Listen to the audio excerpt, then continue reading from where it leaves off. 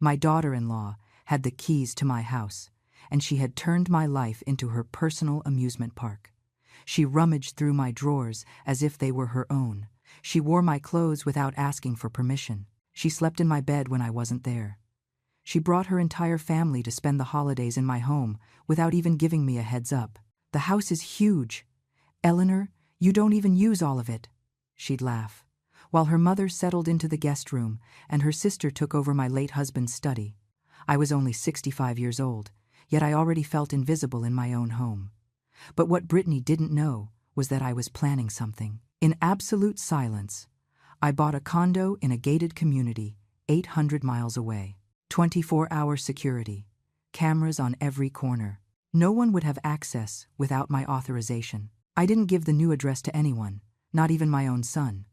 I changed the locks on my house 2 days before I moved out, and when she opened the door, expecting to find my home full of things to loot, she only saw empty walls and an echo. Her scream resonated down the entire hallway. My phone blew up with 89 missed calls, but I was already 800 miles away, drinking coffee on my new balcony, watching the sun reflect off windows that only I had the right to open. But let's back up, because to understand how I reached that point of total rupture, you need to know every humiliation, every invasion, every moment I swallowed my rage and smiled when what I wanted to do was scream. My name is Eleanor, and this story begins 6 months before my disappearance, back when I still believed that words and soft boundaries could work. Back when I still thought my daughter-in-law would understand the basic concept of respect. How naive I was. I am 65 years old and have been a widow for 3. My husband, Arthur, died of a heart attack while he was pruning the rose bushes in the backyard. I found him collapsed among the coral-colored flowers he loved so much. From that day on, this 4-bedroom house became more than just a piece of real estate. It became my emotional fortress. The only place where I could still feel his presence in the mornings, when the sun streamed through the kitchen window exactly how he liked it, where his clothes still hung in the closet, even though they no longer smelled of his cologne, where his books were still alphabetized on the shelves in the study, which no one else ever used again. I bought this house with Arthur 32 years ago. We paid every dollar with brutal sacrifice. He worked double shifts at the auto plant, and I tutored math until 11 at night. Sometimes we ate nothing but peanut butter and jelly sandwiches for weeks just to pay the mortgage. But it was ours, completely ours. It has a garden with cherry trees I planted myself. A small pool we built when we could finally afford it after 15 years of saving. Hardwood floors that Mason, my only son, stained with grape juice when he was 6. We never wanted to remove that stain. It was part of our history. After Arthur's death, I dedicated myself to maintaining this house as a temple of memories. Every object had its place, every room kept its purpose. The house has plenty of space. 4 bedrooms for a single person sounds excessive, I know, but each one held something important. The master suite, where Arthur and I slept for almost 30 years. Mason's room, which I kept intact even though he didn't live here anymore. The guest room, with the ivory curtains my mother sewed before she passed. And the study-turned-library, where Arthur spent his afternoons reading detective novels. I am a retired math teacher. I spent 40 years teaching algebra and geometry to teenagers who preferred staring out the window. I retired 2 years ago with a modest but sufficient pension, $2,500 a month that I manage with millimetric care. I'm not rich, but I don't need help from anyone either. I live alone. I cook for myself. I clean my house. I water my plants. I visit Mason once a week. I thought I had finally found that peace I yearned for after the grieving process. Until Brittany entered our lives like a hurricane disguised as a charming daughter-in-law. Mason met Brittany 2 years ago at a sales conference. He works for a software company, and she was the event coordinator.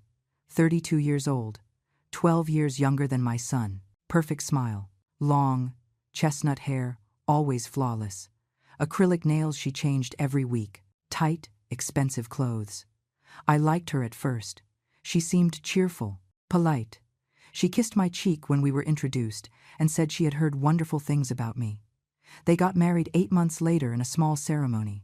I paid for part of the reception.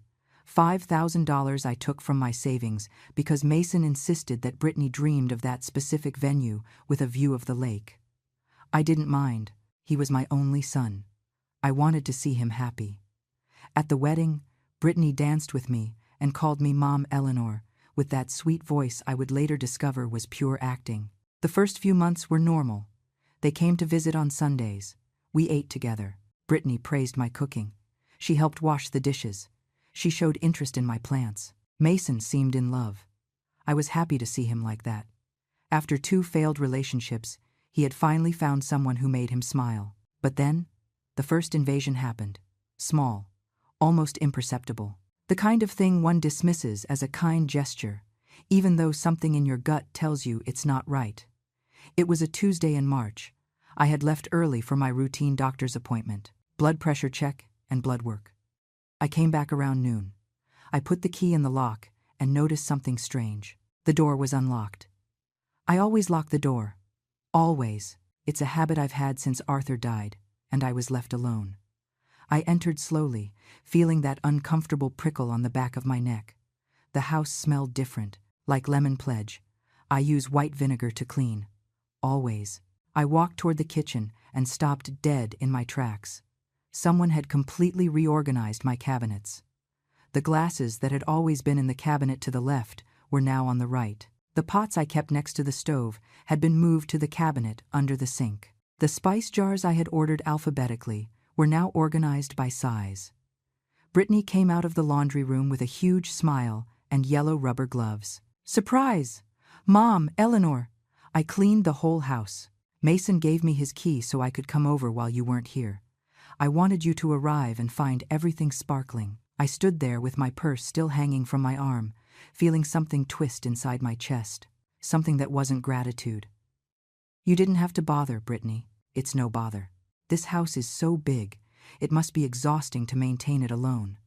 I reorganized the kitchen to make it more practical. You'll see how easy it will be to find everything now."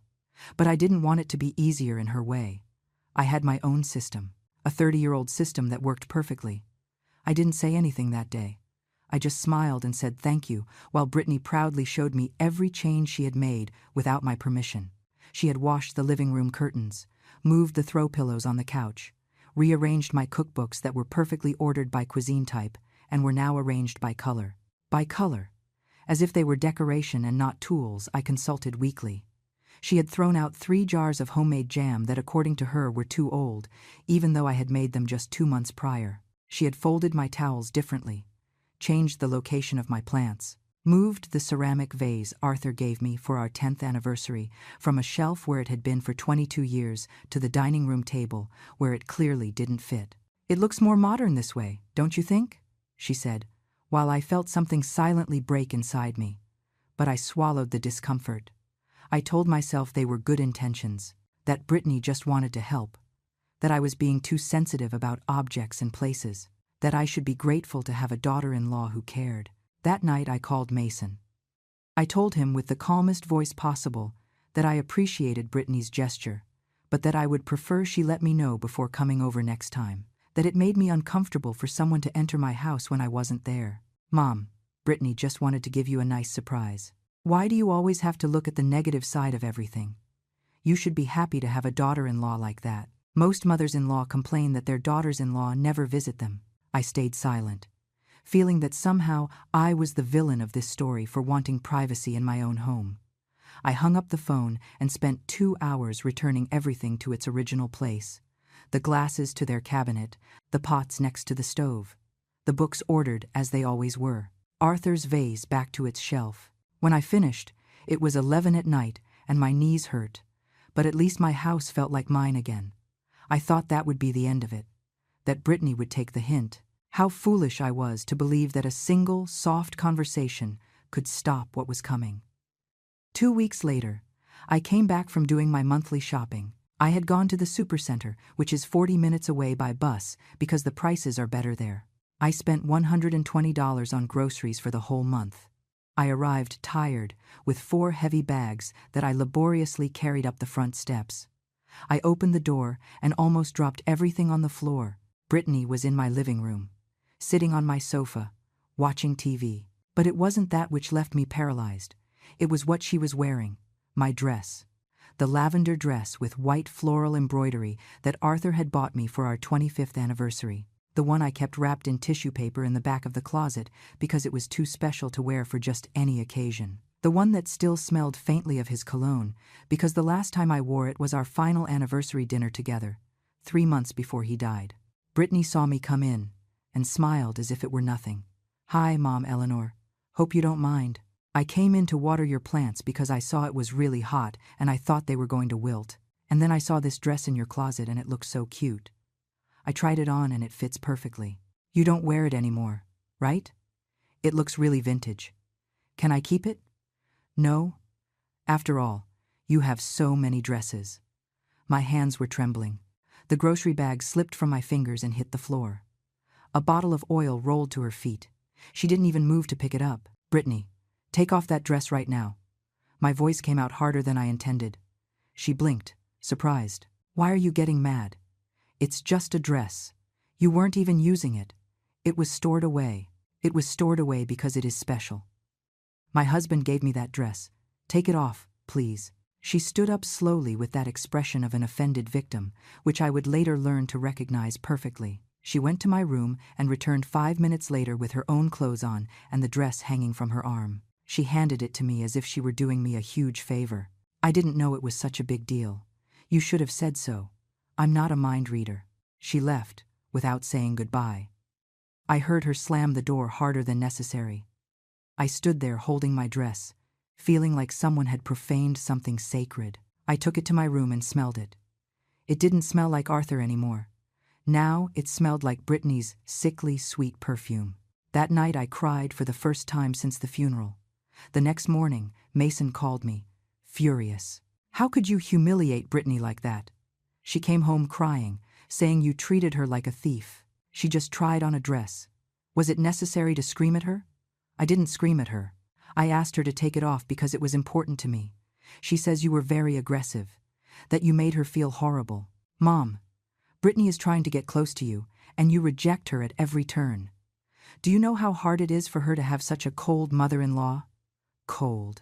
That word stuck in my chest like an infected splinter. I wasn't cold. I just wanted my boundaries respected. But apparently, asking for respect made me the villain. Mason. She entered my house without warning. She went through my closet. She put on a dress that was deeply personal to me. "It's not normal." "Oh, Mom. Always exaggerating. The house is big. She just wants to help you. You should be happy she cares about you. Other mothers-in-law would beg for a daughter-in-law like that." He hung up before I could respond. I sat in the kitchen looking at the phone, wondering when exactly my son had stopped listening to me, when my feelings had become irrelevant, when saying no had become an act of cruelty. That afternoon, I changed the hiding place of my spare key, the one I left under the geranium pot for emergencies. I put it inside a hollowed-out book in my study, a place no one would think to look. I thought that would be enough, but I forgot that Mason had already given Brittany his own copy, and that she clearly had no intention of returning it. The following weeks were a slow nightmare that infiltrated my life like mold in the walls. Brittany started showing up without notice, always with excuses that sounded reasonable on the surface but hid something darker underneath. I was passing by and brought a cake. "I came to water the plants because you forget to do it." Mason asked me to check if you needed anything from the supermarket, always entering with her own key, always catching me off guard, in my pajamas, without makeup, eating alone in the kitchen, reading in the garden, private moments that she invaded with her smile and her fabricated reasons. One Thursday, I came home from my Silver Sneakers yoga class and found her in my bedroom, standing in front of my open closet, touching my clothes, checking drawers. "What are you doing here?" She turned around without any apparent shame, as if being discovered rummaging through my things was the most normal thing in the world. "I was looking for that cream-colored sweater I saw the other time. It's cold in my apartment, and I thought you wouldn't be using it. You have so many nice things stored away. It's a shame no one takes advantage of them." I felt the blood pounding in my temples. I breathed deeply. I counted to 10, like they taught me in the grief therapy I attended after Arthur's death. "Brittany, this has to stop. You cannot enter my house when I am not here. You cannot go through my things. This is my privacy." She closed the closet with a dramatic sigh. "Oh, Mom Eleanor, you are so distrustful. What do you think I'm going to do? Rob you? We're family. Family shares. Besides, Mason says this house is too big for you alone, that you should consider moving to a smaller apartment and selling this property. We could use that money to buy ourselves a bigger house. Mason and I are planning to have kids soon and we'll need space." I froze, processing what I had just heard. They had been talking about selling my house. My house. The one I bought with my husband. The one we paid for with blood and tears. The one that holds every memory of my adult life. And they hadn't even had the decency to consult me first. This house is not for sale. Well, think about it. Mason says the maintenance must cost you a fortune. And what do you need 4 bedrooms for? It's selfish to have so much unused space when there are people who need it. Selfish. The first time that word was thrown at me. But it wouldn't be the last. Brittany walked out of my room, passing by me as if I were a piece of furniture. I heard her open the refrigerator and pour herself some juice. My juice. In my kitchen. Without asking permission. Then she left, leaving the dirty glass on the table. That night I confronted Mason over the phone. I told him Brittany had mentioned selling the house and that it was never going to happen. That this was my property and my decision. No one said, "You have to sell it right now, Mom. We were just thinking about the future. You're not going to live forever. It would be more practical for you to move into something manageable now, while you can still decide, instead of waiting for it to be an emergency. I am 65 years old, Mason. Not 85. I am perfectly capable of maintaining my own house. Brittany says she saw you forget to water the plants several times." Brittany says. Everything revolved around what Brittany said. My word no longer carried weight against the narrative she was building. I was the forgetful old woman who needed supervision. She was the concerned daughter-in-law coming to the rescue. "Mason, I need you to ask Brittany to return the key to me." Long silence on the other end. Then an uncomfortable laugh. "Mom, that's ridiculous. What if you have an emergency? What if you fall and we need to get in? Brittany has the key for your safety. Then give a key to you, not her. Brittany and I are the same. We are a married couple. I can't believe you're being so petty with your own daughter-in-law. Do you know how many of her friends complain that their mothers-in-law hate them? She always defends them. She says you are different. But you're starting to behave exactly like those bitter old women." Bitter old women. My son had called me a bitter old woman for wanting privacy in my own home. I hung up the phone, feeling a void in my chest I didn't know how to fill. That night I didn't sleep. I lay staring at the ceiling, wondering when exactly I had lost my son. At what moment Brittany had poisoned him against me so completely. But the worst was yet to come. Because Brittany wasn't satisfied with surprise visits and borrowed clothes without permission. Brittany wanted more. Much more. It was a Saturday in May. I had gone to visit my sister, who lives in the next town over. I left Friday night and planned to return Sunday afternoon. 2 days away. I left the house locked. All windows secured. Lights programmed to turn on automatically. Everything under control. I arrived Sunday at 4 in the afternoon. Tired from the 3-hour bus ride. Looking forward to a bath and getting settled. I opened the door and instantly knew something was terribly wrong. There was noise inside. Voices, music, smell of food. I walked in slowly, feeling my heart accelerate dangerously. The scene I found in my living room left me breathless. Brittany was lying on my sofa eating popcorn. Her mother, Linda, occupied my favorite armchair, the one Arthur used for reading, and that no one else had touched since his death. Her sister, Madison, was sitting on the floor with a plate of food. And the worst, the absolutely unforgivable. There was a man I didn't know coming out of my bathroom, a guy around 30 with tattoos on his arms who saw me and smiled as if he had every right to be there. "Hey, you must be Britt's mother-in-law." "I'm Tyler, Madison's boyfriend. Nice house." Brittany looked up and waved at me as if this were completely normal. "Oh, Mom Eleanor, you're early. I thought you'd be back later. We're watching movies. Want to join?" My voice came out like a strangled whisper. What is going on here? Linda, her mother, looked at me with that condescending expression I would later recognize as a family trait. Brittany invited us to spend the weekend. She said you wouldn't be here, and the house is huge. You wouldn't want us staying in a hotel spending money when there's so much space available here, right?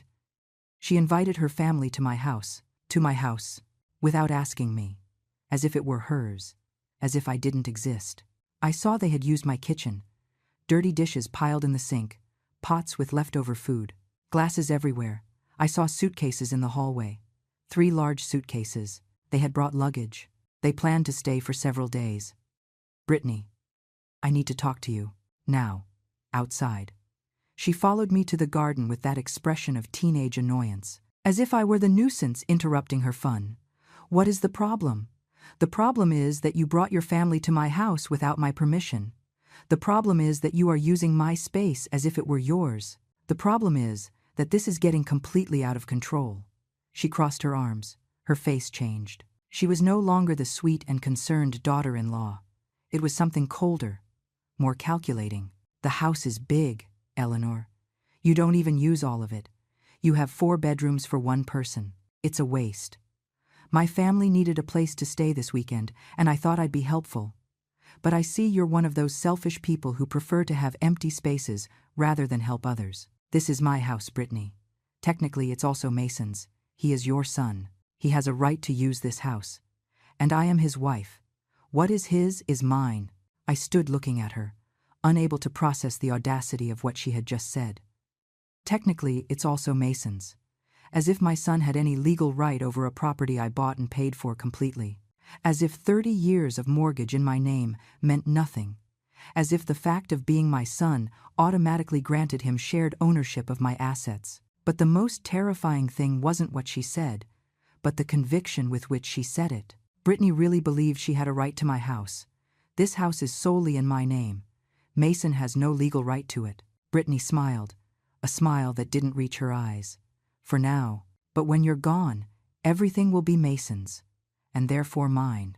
So really, we're just speeding up the inevitable. Why wait? We could start enjoying this space now all together as a family. I felt something icy run down my spine. This woman was planning my life after my death, counting my inheritance before I was even sick.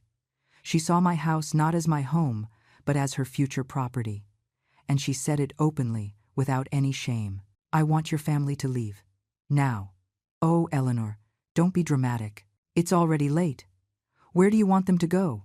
My mom has back problems. She can't be traveling at this hour. Let them stay tonight and they'll leave early tomorrow. I promise. It wasn't a request. It was a statement. She had already decided. My opinion was irrelevant. I went back into the house feeling like an intruder in my own home.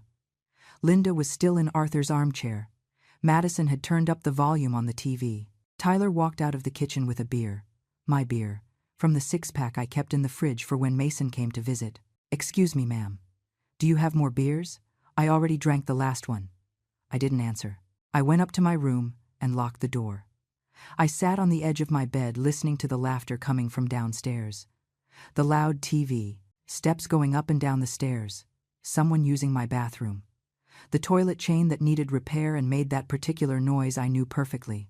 Voices in the guest room. They had set up in there.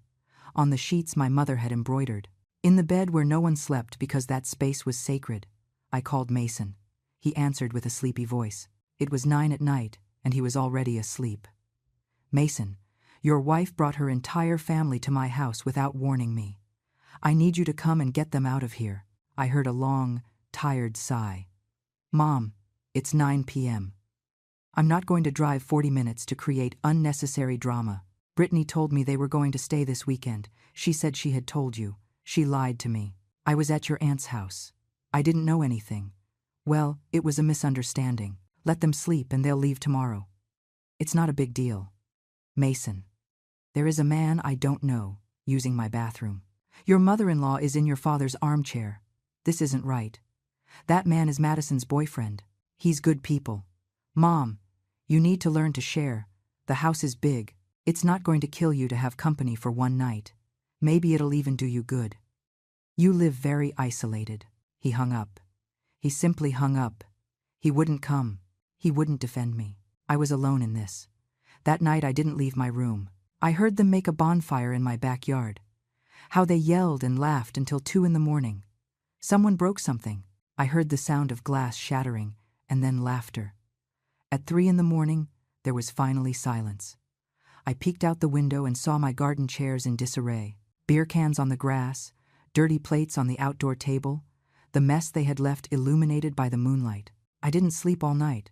I sat on my bed hugging the pillow that still held the shape of Arthur's head, wondering how I had reached this point, how I had lost so much control over my own life. At 7 in the morning, I heard movement downstairs. Voices, the smell of coffee, my coffee. I waited until 9 to go out, thinking they would have left by then. I went down the stairs and encountered another scene that stole my breath. Linda was making breakfast in my kitchen, using my skillets, my eggs, my bread. Madison was setting the table. Brittany was sitting checking her phone. Tyler was watching TV in my living room. No one was getting ready to leave. No one was packing. "Good morning, Mom, Eleanor. Want breakfast? I made enough for everyone." Linda's voice was sweet, but there was something underneath, an undercurrent of possession, as if she were the lady of the house and I the unexpected visitor. "I thought you were leaving early." Brittany looked up from her phone. "Oh, yes, but my mom woke up with back pain. She needs to rest a little more. We'll leave after lunch." "It's no bother, right? After all, you have nothing to do today." How did she know what I had or didn't have to do? But she was right about something. I had no plans. I just wanted my house empty, my space back, my peace restored, but I didn't say anything. I poured myself coffee and sat at the table in my own kitchen, feeling like a stranger, watching how this alien family consumed my food and occupied my space with a naturalness that sickened me. They left at 6 in the evening, 10 hours later than promised. They left the house a disaster. Wet towels on the bathroom floor, beds unmade, dirty dishes in the sink, food stains on the tablecloth my grandmother had crocheted, a broken glass hidden under the sofa, cigarette butts in the garden, even though I had made it clear there was no smoking on my property. I spent 4 hours cleaning, 4 hours erasing the trace of their invasion. I found something that froze my blood in the drawer of my nightstand. Someone had been rummaging there. My personal documents were slightly disorganized. The deed to the house, my will, everything had been touched and reviewed. Brittany had been investigating, confirming that the house was indeed solely in my name, looking for some way to claim it. That was the straw that broke the camel's back. But I didn't know it yet. I still believed I could fix this with words, with firmer boundaries, with honest conversations. I didn't understand that I was dealing with someone who respected no boundaries, who viewed my kindness as weakness, who interpreted my attempts at peace as invitations to continue invading. I called Mason the next day. I told him about the reviewed documents, about the 4 hours of cleaning, about how disrespectful it all had been. I hoped he would finally understand, that he would finally see what his wife was doing. "Mom, you're paranoid. No one went through your documents. You probably moved them yourself and forgot. Brittany told me you were super hostile all weekend, that you didn't speak a word to them, that you made them feel uncomfortable. Her family left with the impression that you are a bitter woman, bitter, paranoid, forgetful, hostile, all the adjectives Brittany had carefully planted in my son's mind. I was no longer his concerned mother. I was a problem that needed to be managed, an obstacle between him and marital bliss. Mason, I just want privacy in my house. Then maybe you should sell it and move to a smaller place where you don't have to worry about extra space." There it was, the real plan. Get rid of me and my house, Brittany had convinced him. And he blindly agreed with everything. I hung up without saying goodbye. And for the first time, I allowed a dark thought to cross my mind, a thought I would have previously rejected as exaggerated. Maybe my son wasn't on my side anymore. The following weeks were a silent psychological war. Brittany had found my weak point and was exploiting it without mercy. She knew I didn't want to create problems between her and Mason. She knew I loved my son too much to force him to choose between us. And she used that knowledge as a weapon. Every invasion came wrapped in justifications that sounded reasonable on the surface. Every violation of my space was presented as an act of family love, and when I protested, I automatically became the selfish villain, rejecting gestures of affection. I started finding evidence of her secret visits. A used plate I hadn't dirtied, A damp towel when I hadn't showered that day. The coffee level lower than I remembered. Little things that made me doubt my own sanity. Had I really left that window open? Had I moved that book? Had I used that cup? Brittany was driving me crazy with her phantom presence. She entered when I went out, touched my things, left minimal traces, enough for me to notice, but not enough for me to prove it. One Tuesday, I arrived from my appointment with the cardiologist and found my bed unmade. The sheets jumbled, the pillow with a fresh indentation. Someone had slept there, in my bed. In the sacred space where Arthur and I had shared 30 years of intimacy. I put my hand on the mattress, and it was still warm. Brittany had been here less than an hour ago. She had lain in my bed as if it were hers, as if she were testing how it would feel when she was finally the owner. I checked the whole house. My drawers had been opened again. My underwear was disorganized. Someone had tested my perfumes. The bottles were in a different order on my vanity. Food was missing in the kitchen. A package of cookies I had bought 2 days before was empty in the trash. Half a gallon of milk less. 3 apples missing from the fruit bowl. Brittany wasn't just invading my space. She was consuming my resources, eating my food, using my things, living my life when I wasn't looking. I called Mason from the landline because I no longer trusted my cell phone to be private. I had the terrible suspicion that Brittany had managed to access my passwords somehow. I had noticed my apps opening by themselves sometimes, that my phone got hot when I wasn't using it. Small signs that someone else was monitoring my digital life. Mason, your wife was in my house today. She slept in my bed, ate my food. This has to end. Silence on the other end. Then a sigh that sounded more like annoyance than concern. Do you have proof? Did you see her? Do you have photos? I don't need photos. I can feel that someone was here. Mom, listen to yourself. You can feel it. Do you know how that sounds? Brittany is at work all day. She doesn't have time to go to your house to take naps. You're making things up because you can't stand her. Admit it. I am not making anything up. Someone slept in my bed. The pillow still has the warmth. Or maybe you took a nap and forgot. You've been forgetting a lot of things lately. Maybe you should go to the doctor. Get checked out. At your age, it's normal for memory to start failing. At my age, my 38-year-old son was treating me as if I had senile dementia, as if my 65 years had automatically turned me into a confused old woman who couldn't distinguish reality from imagination. Brittany had convinced him that I was losing my mind, and he believed her over me. Mason, I know what I saw, what you think you saw. Look, I'm going to be honest with you. Brittany and I have been talking. We are worried about you. You live alone in that huge house. You have no supervision. You could fall, and no one would find out for days. You could leave the stove on and burn the house down. You need help, and you're not accepting it. Supervision. That sounded to me as if I were a child incapable of taking care of herself. The plan was becoming clearer. Paint me as incompetent, as senile, as dangerous to myself. And then use that as justification to take control of my life and my property. I don't need supervision. I am perfectly fine. Then prove it. Let Brittany help you. Let her come clean your house. Prepare you meals. Make sure you take your medications. If you're really fine, you won't have a problem with that. It was a perfect trap. If I said I didn't need help, it was because I was in denial about my deterioration. If I accepted the help, I gave Brittany unlimited access to continue her invasion. There was no right answer. Anything I said would be used against me. I'll think about it. Don't think too long, because if you keep this up, we're going to have to take more serious measures. There are very good assisted living facilities for people your age, places where you'd be cared for and safe. Assisted living. Nursing homes. He was threatening to lock me in a nursing home. My own son, the person I had raised and loved and sacrificed everything for.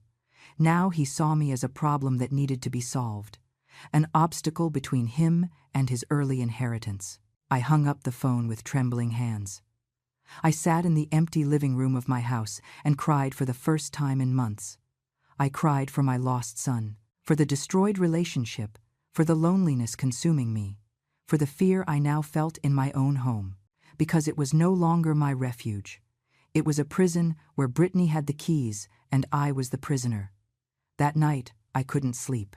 I stayed awake, listening to every noise, every creak of the floorboards, every sound of the wind against the windows, convinced that Brittany was going to appear at any moment, that I would find her standing next to my bed watching me sleep, that there was no longer any safe place.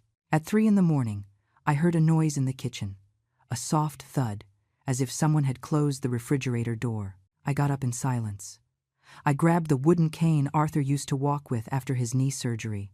I went down the stairs slowly, feeling my heart beat so hard I thought it would burst out of my chest.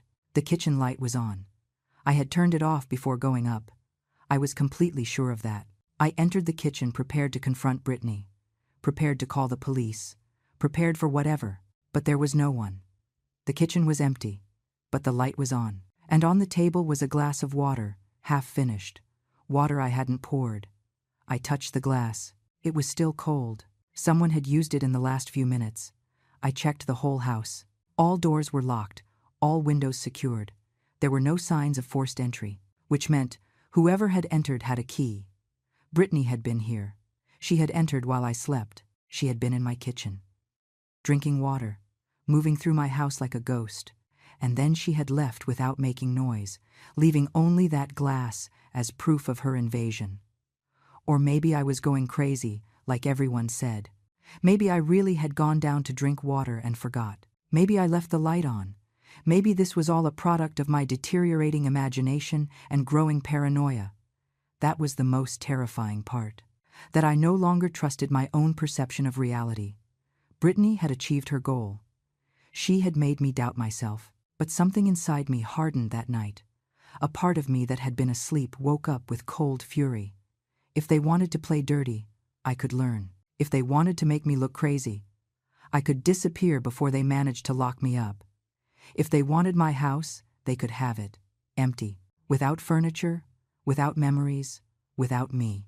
That early morning, sitting in my kitchen with that phantom glass in front of me, I made a decision. I wasn't going to give them the pleasure of seeing me break. I wasn't going to hand over my dignity. If they wanted my house, let them have it. But I wouldn't be in it to witness their victory. I would go. I would disappear, and they would never know where to find me. It was in that moment of cold and desperate clarity that the plan was born, the plan that would change everything, the plan that would finally give me back control of my own life. The next morning, I woke up with a mental clarity I hadn't felt in months. The fear had transformed into something more useful: determination, strategy, calculated silence. If Brittany could plan in secret, so could I. If she could invade without being detected, I could disappear in the same way. She had taught me that silent warfare was the most effective. Now I would use her own tactics against her. The first thing I did was act completely normal. Smile when Mason called. Answer Brittany's messages with fake kindness. Keep the exact routine as always. Yoga on Tuesdays and Thursdays. Market on Saturdays. Doctor's visit once a month. I couldn't give them any sign that something had changed. They had to think I was still the confused and scared old woman they could manipulate. But in secret, I began my investigation. I opened a new email account that no one knew about. I used only public library computers to look for options. Apartments in other cities. Places where no one knew me, where I could start from scratch without the weight of this story on my shoulders. I looked for cities more than 800 miles away. Places with good weather, with decent medical services, with a reasonable cost of living for my $2,500 monthly pension. I found a condo in a coastal city 800 miles from here, Clearwater, Florida. An apartment complex for seniors with 24-hour security, guards at the entrance, cameras in every hallway, access only with an electronic card. No one could enter without authorization. No one could violate me ever again. The apartment was small, 1 bedroom, 1 bathroom, kitchen integrated into the living room, barely 450 square feet, but it was perfect, manageable, safe, mine. It cost $1,200 a month including maintenance, plus another $100 for utilities. I would have $1,200 left for food and expenses. Tight, but possible. I spoke with the manager over the phone from a public payphone. I explained my situation without giving compromising details. I just said I needed a change, that I was looking for privacy and security. She understood without needing full explanations. She told me many women my age arrived there looking for the same thing: peace after chaos. To pay the deposit and the first 3 months of rent, I needed $4,800. I had savings, but they were in the bank where Mason was a joint holder on the account. It had never seemed like a problem. He was my son. I trusted him. But now that shared account was a vulnerability. If I withdrew a large amount, he would see it. He would ask questions. Brittany would find out. The plan would be ruined. So I started withdrawing little by little. $50 every time I went to the supermarket, $30 when I paid at the pharmacy, $20 from the hardware store. Small amounts that looked like normal expenses for an elderly woman. I kept the cash in an envelope inside a hollow book in my library. The same book where I had hidden the spare key. No one checked my books. They were old and boring. Advanced mathematics, linear algebra, analytic geometry, perfect for hiding secrets. It took me 6 weeks to gather the money, 6 weeks of acting like nothing was wrong, of allowing Brittany to keep showing up without warning, of smiling when she arrived with Linda and Madison for coffee without an invitation, of saying nothing when she used my bathroom and left wet towels on the floor, of ignoring when she opened my refrigerator and ate what she wanted. Every invasion hurt me, but now I had a purpose. Every violation brought me closer to freedom. During those weeks, I documented everything. I took photos with my old phone that I no longer used and kept hidden. Photos of the unmade bed after she left, of the dirty dishes she left behind, of my used clothes thrown in the laundry hamper, of the beer cans in my garden after she brought people over.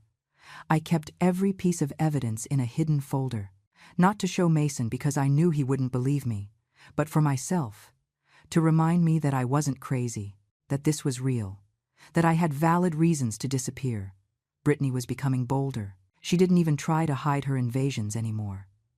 One day I came home from the library and found her reorganizing my living room, moving furniture, taking down paintings Arthur and I had chosen together and replacing them with cheap prints she had bought. I'm modernizing the place a bit. Mom, Eleanor. It looked very outdated, very elderly. It needed a refresh. Outdated, elderly. My house that was a museum of my life was now outdated. My carefully preserved memories were ugly and needed to be replaced. I breathed deep and smiled. How considerate you are, Brittany. She looked at me surprised by the lack of resistance. She expected a fight, expected me to explode, but I just smiled and went to my room. It didn't matter what she did with the living room anymore. In 3 weeks I wouldn't be here to see it. I hired a small moving company, one that worked with discretion. I explained that I needed to move my belongings in several loads on different days, that no one could know. The owner was an older gentleman who understood without judging. He told me he had helped other women in similar situations. I didn't ask for details. I just thanked him for his understanding. I started packing at night when I was sure no one would come. Small boxes, easy to move. I marked them as donations so if anyone saw them they wouldn't suspect. The clothes I loved most, the irreplaceable photos, important documents, Arthur's jewelry box, my mother's books, the things that had real emotional value. Everything else could stay. The furniture, the appliances, the decorations, material things that could be replaced. The important thing was what I couldn't buy again. The movers came early in the morning when Brittany was still asleep. They loaded 3 or 4 boxes, took them to a temporary storage unit, and left before the neighborhood woke up. No one noticed anything. It was as if my belongings were slowly evaporating without a trace. Mason started pressuring me more about selling the house. He called 2 or 3 times a week with the same speech. That I needed something smaller, that the maintenance was too expensive, that at my age I should simplify, always with Brittany whispering strategies in the background. I could hear her even if she didn't speak directly, her presence poisoning every conversation. Mom, I found a perfect apartment for you. It's close to us. You could visit us more often. Brittany could go see you every day. Take care of you. Take care of me. That word gave me chills. Taking care of me meant controlling me, monitoring me, deciding what I could and couldn't do, turning me into a child who needed constant supervision. And later, when I was completely dependent on them, I'd sign any paper they put in front of me, including the one transferring the house to Mason's name. Let me think about it. Son, there's not much to think about. This is for your own good. Brittany and I just want what's best for you. Lies wrapped in fake concern. Every word calculated to make me feel guilty for resisting. But I wasn't falling into that trap anymore. I had woken up, and now I was just counting the days until my escape. 2 weeks before the planned date for my final move, Brittany did something that confirmed I had made the right decision. I arrived from my dentist appointment and found a locksmith changing the locks on my house. On my house, without my permission, without my knowledge. Excuse me. Who hired you? The locksmith showed me a work order signed by Brittany Garcia, my daughter-in-law's maiden name. Missus Garcia said you had lost your keys several times, that for security you needed new locks. I'm almost done. I stood paralyzed watching this man install new locks on my own house without my authorization. Brittany had taken a step that crossed all boundaries. Now she wasn't just invading my space. Now she was trying to physically control my access to my own property. This wasn't psychological manipulation anymore. It was a direct hit, an attempt to take real and tangible possession. Stop right now.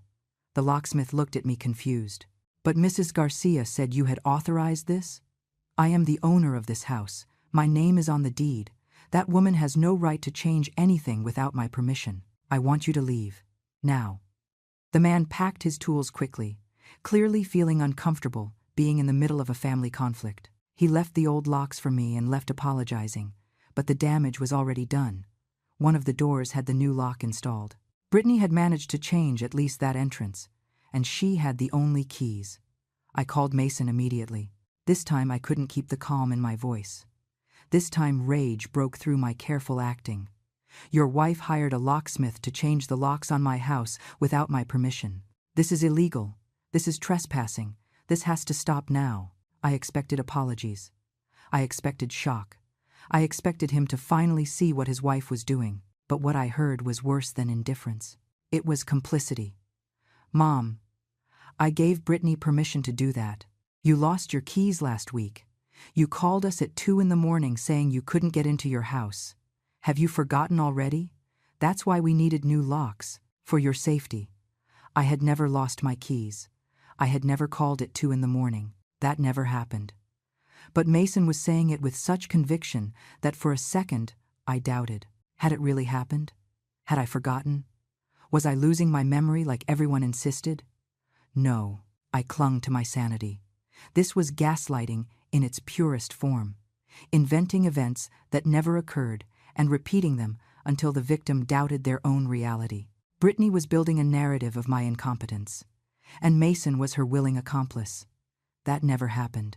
Mason, check your phone. There are no calls from me at that time. Check the history.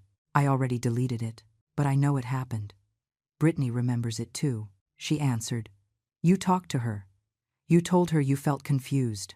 Mom, you need to accept that you have a problem. 2 against 1. They had their story coordinated, their lies aligned, and I had no way to prove they were lying. That's how perfect manipulation worked, creating situations that left no evidence. Word against word. And their version always sounded more credible because they were 2, and I was just a single confused old woman. I want the new keys. Now. Brittany has them, and she's going to keep them, for your own good. So when you have another emergency, we can get in and help you. He hung up before I could answer. I stood there in my living room, feeling the walls closing in on me. Brittany had keys to my house, and I had no way to take them from her without looking like the crazy woman everyone said I was. If I called the police, they would say it was a family matter, that my son had a right to worry about his mother, that the lock change was for my safety. No one would believe me. But there was something they didn't know. In 2 weeks I wouldn't be here. Brittany could have all the keys she wanted. She could enter and leave freely, because the house would be empty, and I would be 800 miles away where her keys were useless. That night I hired another locksmith, a different one. I paid him in cash to change all the remaining locks. I explained I had a security issue and needed new locks immediately. I didn't give details. He didn't ask. He did the job in 2 hours. He gave me 3 sets of keys. I kept one in my purse, another in the hollow book in my library. The third I hid in the garden, buried under the hydrangea bush Arthur and I planted on our 5th anniversary. Now Brittany couldn't get in. Her keys no longer worked, and she wouldn't know until she tried to use her unauthorized access.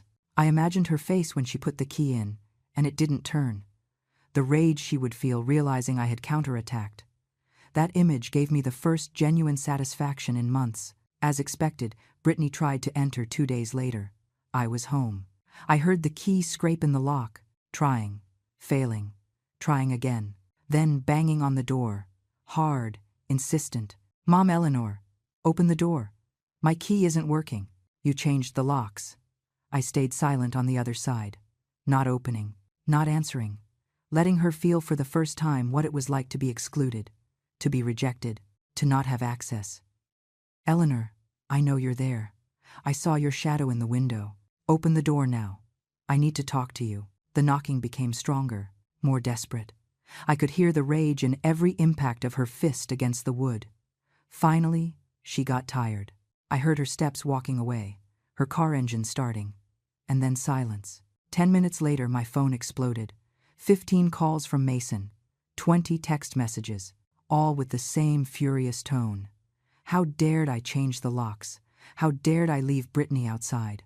This proved I was out of control, that I needed immediate intervention. I didn't answer a single call. I didn't read any message until the end. I simply turned off the phone and put it in a drawer.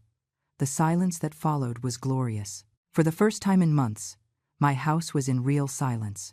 No invaders, no manipulators, no voices telling me I was crazy. Just me and my walls and my memories still intact. But I knew this was only temporary. Mason would come. He would bring Brittany. They would demand explanations. They would probably threaten to commit me somewhere. I had to accelerate the plan. I couldn't wait 2 more weeks. I had to leave now. I called the moving company from the payphone on the corner. I told them I needed to move up the date, that it had to be tomorrow. The owner hesitated. He said he didn't have enough staff available with such short notice. I offered him double the agreed amount, $300 instead of $150 for the urgent fee. It was almost all the cash I had left, but it was worth every penny. He accepted. That night, I packed the last of what was missing. Clothes for 2 weeks, toiletries, medications, personal documents. The house deed I kept in my personal safe. My updated will I had made 3 years ago, where everything was left to Mason, but with the condition that he couldn't sell the house until 5 years after my death. A clause I had put in thinking of preserving Arthur's memories. Now that clause would serve to frustrate Brittany's plans, at least temporarily. I called my estate attorney, the same one who had handled Arthur's will. I explained I was moving and needed to update my contact information. I gave him the address of the new apartment. I asked him not to share that information with anyone under any circumstances, not even with my son. He asked if I was okay, if I needed help. I told him I was better than ever, that I was finally taking control of my life. I heard the smile in his voice when he told me he understood perfectly. I also called my bank. I closed the account shared with Mason. I opened a new one solely in my name at a branch in the coastal city. I transferred all my funds, my savings of 32 years, $40,000 Arthur and I had saved for emergencies and to leave something for Mason when we were gone. Money I was now protecting from being stolen before my death. I cut all house services effective in 3 days. Electricity, water, gas, internet, landline, everything. When Brittany tried to enter again, she wouldn't just find the locks changed. She would find a dead house, without life, without utilities, without anything to take. The movers arrived at 6 in the morning. They loaded everything in 4 hours. The furniture I wanted to keep, the boxes with my belongings, the lamps Arthur had restored, the rocking chair where I nursed Mason, the antique mirror that had belonged to my grandmother. Everything that meant something was carefully wrapped and loaded onto the truck. At 10 in the morning, the house was empty, completely empty, bare walls, clean floors, rooms that echoed when I walked through them. I stood in the middle of the living room where I had lived 30 years and felt a strange mixture of pain and liberation. This house held all my history, But that history was now being contaminated by Brittany's invasion. It was time to write a new chapter somewhere else. I left a letter on the living room floor. A letter for Mason. Short, direct, without excessive emotions. Mason, I moved. I need space and peace that I can no longer find here. The house is still mine. It is in my name. I will pay the taxes from wherever I am. Do not try to look for me. When I am ready to re-establish contact, I will call you. This is not a punishment. It is survival. Your mother who loves you but needs to protect herself. I locked the door. All 3 new locks. I walked toward the taxi waiting for me on the corner. I didn't look back. If I looked back, I might change my mind. I might feel guilt. I might convince myself I was exaggerating. But I wasn't exaggerating. I was saving myself. The trip to the coastal city took 19 hours by Greyhound bus. 19 hours to process everything, to cry in silence, to feel the weight of what I had just done. I had abandoned my house. I had fled from my own son. I had cut the only family connection I had left. But I had survived, and that was what mattered. I arrived at my new apartment at 3 in the afternoon the next day. The condo was exactly as described in the photos. A sand-colored, 5-story building surrounded by palm trees and well-kept gardens. The main entrance had a gatehouse with a security guard who checked my ID before letting me pass. I registered at the administration office, presenting my lease and the documents I had sent by mail weeks before. The manager, a woman around 50 named Brenda, welcomed me with a warm smile that didn't seem forced. "Welcome, Eleanor. Your apartment is on the 3rd floor. Quiet, with a view of the interior garden. I think you're going to like it." She handed me an electronic key card to access the building and the elevator. She explained that without that card, no one could go up. That visitors had to be announced by the guard and authorized by the resident before being allowed in. That there were cameras in every hallway and in all common areas. I felt safe for the first time in months. The apartment was small but perfect. 1 bedroom with a large window that let in natural light. A full bathroom with grab bars installed for seniors. An integrated kitchen with an electric stove and compact refrigerator. A dining area that fit exactly my favorite sofa and the 2-seat table I had brought. The walls were white and clean. The tile floor shone. It smelled of fresh paint and a new beginning. The movers arrived 3 hours later. They brought up my furniture and boxes with care. They arranged everything where I directed them. In 2 hours, the apartment started to look like a home. My rocking chair by the window. Arthur's photos on the nightstand. My mother's books on the small shelf that fit perfectly in the corner. The home was tiny compared to what I had left behind, but it was completely mine. No one else had keys. No one else had access. No one could invade this sacred space. That first night, I slept deeply, for the first time in half a year. Without fear that someone would enter while I slept. Without anxiety waiting to hear strange noises. Without needing to check the locks 5 times before going to bed. The silence of the apartment was absolute. Real and tangible peace enveloping every corner. I woke up at 7 in the morning with the sun entering my window. I made coffee in my small pot. I sat on the tiny balcony overlooking the interior garden where other residents were doing morning exercises. A gray-haired lady waved at me from below. I waved back. No one here knew my history. No one knew about Brittany or Mason or the house I had left behind. Here I was, simply Eleanor, a 65-year-old woman starting over. I turned on my phone for the first time in 2 days. Exploding was an understatement. I had 237 notifications, 189 missed calls, most from Mason, some from Brittany. There were even calls from numbers I didn't recognize. Probably Linda and Madison recruited for the harassment army. The text messages were increasingly desperate and then more furious. "Mom, where are you? Answer the phone. We went to your house and it's empty. What did you do? This is crazy. Brittany is hysterical. I need to know you're okay. If you don't answer, I'm calling the police. You are selfish. How could you do this to us? You're going to regret it." The messages told a clear story. Brittany had tried to enter the house. She had discovered her keys didn't work. She had called Mason. They went together, tried all the entrances. Finally, Mason used his emergency key that I didn't know he had, a copy he had probably made years before. They entered the house and found the void, the bare walls. The floors without furniture, the echo of abandoned rooms, and the letter in the middle of the empty living room. I imagined the scene. Brittany screaming, Mason confused, then furious, calling me over and over while walking through the incredulous rooms, checking every closet, expecting to find my hidden things, going down to the basement, going up to the attic, looking for evidence that I hadn't really left, that this was some kind of game or misunderstanding. But it wasn't a game. It was my escape, my survival, my way of recovering control over my own existence. There was a voicemail from Brittany. I listened to it with my heart racing, but also with a dark satisfaction I didn't know I was capable of feeling. Mom, Eleanor, I don't know what is happening, but this isn't right. Mason is destroyed. I am worried. I know we've had differences, but I didn't think it would come to this. Please call us. Tell us where you are. We just want to know you're safe. Everything else we can talk about, please. The voice sounded genuinely worried, almost convincing, but I already knew that voice, that ability to sound sincere while manipulating. I wasn't falling into that trap anymore. The time for conversations and negotiations was over. Now it was time for silence. There was another voicemail from Mason. This one was different. Pure anger without a filter.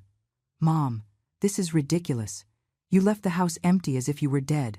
Do you have any idea what I felt entering and seeing everything like that? I thought something horrible had happened to you. Brittany almost fainted from the scare. And then we found your letter. Your damn letter accusing us of what exactly? Of worrying about you. Of wanting to help you. This is manipulation. This is cruelty. I don't know where you are, but you better appear soon because I'm going to do everything legally possible to declare you mentally incompetent. I'm going to get a court order to commit you. Clearly, you are not in your right mind. This proves it. There it was.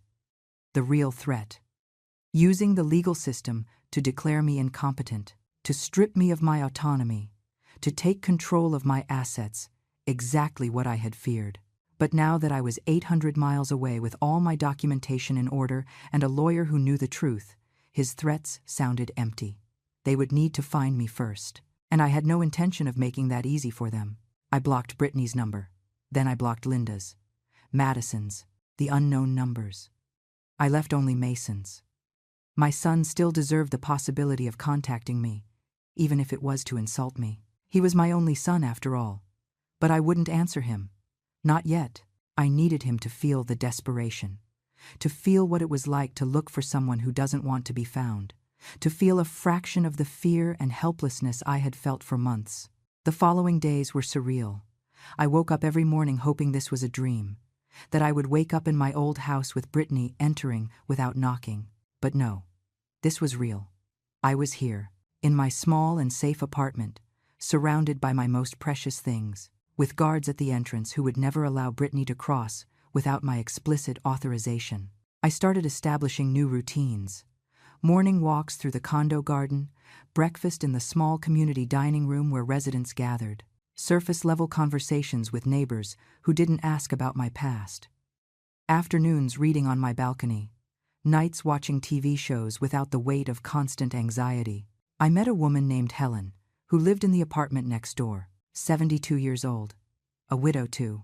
She had arrived at the condo 2 years before, escaping a similar situation with her son and daughter-in-law. She didn't give details, and I didn't ask. But there was a silent understanding between us. We knew we had both fled from something, that we had both chosen solitude over invasion, that we both valued our peace more than family approval.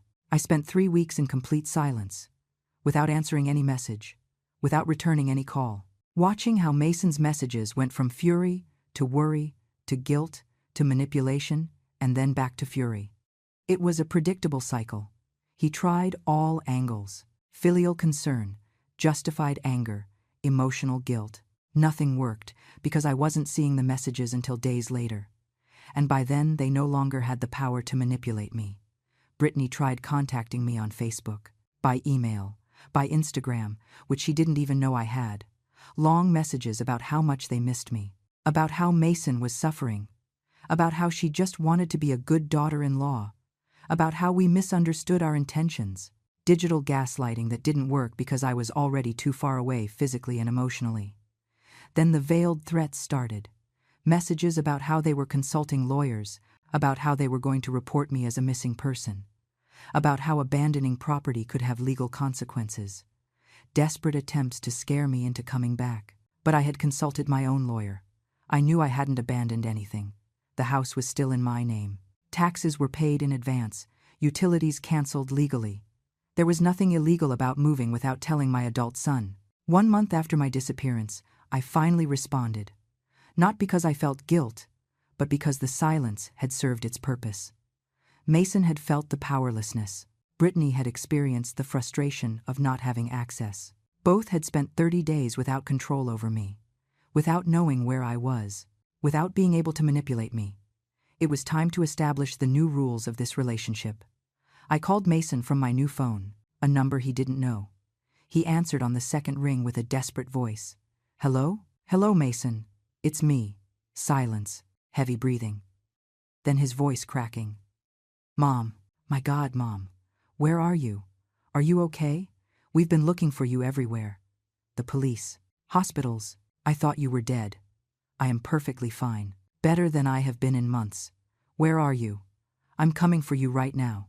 Tell me the address." "I am not going to give you the address, and you don't need to come for me. I am not lost. I chose to leave. There is a difference." I heard how he processed my words, how worry transformed into confusion, and then into that familiar fury. "You chose? You chose to disappear as if you were dead? You chose to leave us worried sleepless for a month? Do you have any idea what you put us through?" "Yes, I have a perfect idea, because it is exactly what you put me through for 6 months. The difference is that I violated my own privacy by leaving. You violated mine by staying." "What are you talking about?" "We were just trying to help you." Brittany entered my house without permission. She slept in my bed. She wore my clothes, reviewed my documents, brought her entire family to live in my space without consulting me. She changed my locks, made me doubt my own sanity, inventing events that never occurred. And you supported her every step of the way. You called me crazy, paranoid, senile. You threatened to commit me.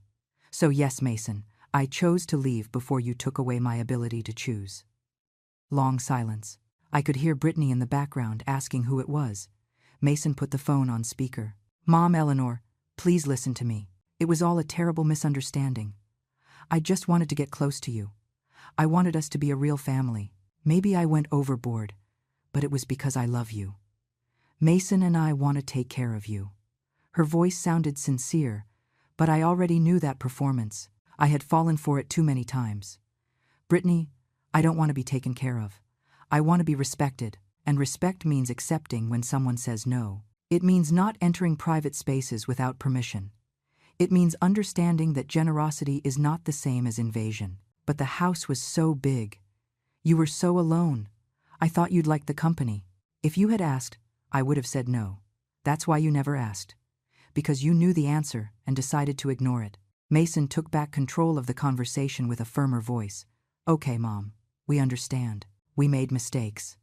But this has gone too far. Come home. Let's talk in person. Let's fix things as a family. I am not going back to that house. It is no longer my home. It was contaminated by too many violations. Now I live somewhere else. A place where I have peace, where no one enters without my permission, where I can breathe without fear." "And what about us? We just disappear from your life?" "No. But the relationship continues on my terms. You can call me at this number. We can talk on the phone. When I am ready, maybe we'll meet in some neutral place. But I am not giving you my address, and you are not going to show up without an invitation. Those days are over." Brittany intervened with a cracking voice that sounded like real tears, or very well-acted ones. "This is so unfair. I loved that house. We had so many plans. We were going to remodel, make a nursery for the baby.